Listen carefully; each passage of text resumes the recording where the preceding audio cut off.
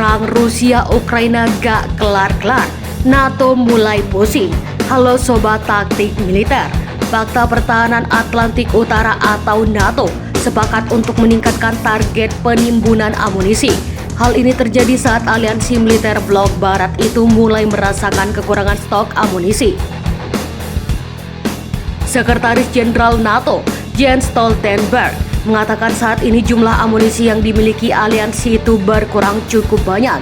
Hal ini dikarenakan pengiriman kepada Ukraina yang sedang berupaya mengusir Rusia dari wilayah Donbas dan Crimea. NATO berencana untuk meningkatkan target stok amunisinya. Kami telah menyelesaikan survei stok yang tersisa, paparnya kepada wartawan sebelum pertemuan Menteri Pertahanan NATO di Brussels.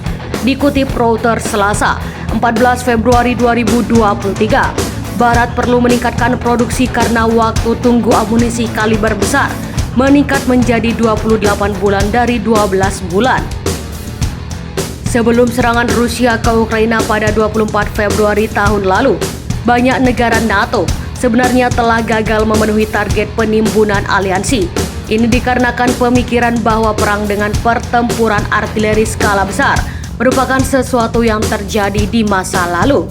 Tetapi laju pengiriman ke Ukraina di mana pasukan Kiev menembakkan hingga 10.000 peluru artileri setiap hari telah menguras persediaan dan membuka lubang dalam efisiensi kecepatan serta tenaga rantai pasok.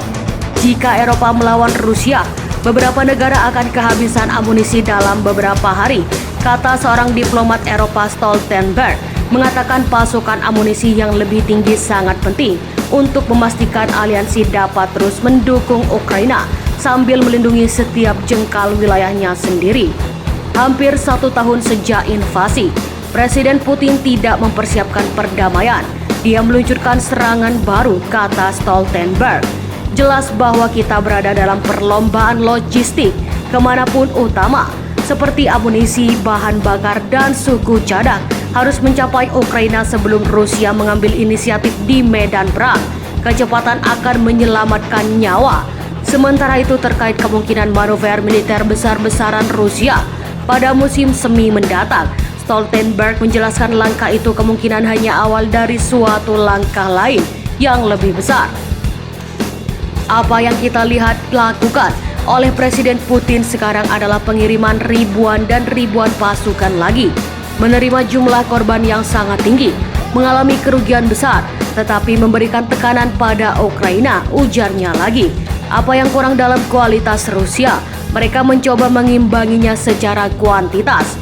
Dalam agenda pertemuan Menteri Pertahanan NATO, mereka disebutkan berencana untuk memperbarui target pembelanjaan pertahanan yang dirasa saat ini masih kurang. Tercatat sejauh ini mereka hanya menyepakati pembelanjaan pertahanan sebesar 2% dari PDB masing-masing anggota. Selain itu, sebuah keputusan diharapkan dapat diambil pada KTT NATO di Lithuania pada Juli. Lithuania sendiri diketahui berbatasan langsung dengan Rusia dan Belarusia yang merupakan sekutu dekat dari Moskow. Jadi bagaimana pendapat Anda? Silahkan komen di kolom komentar.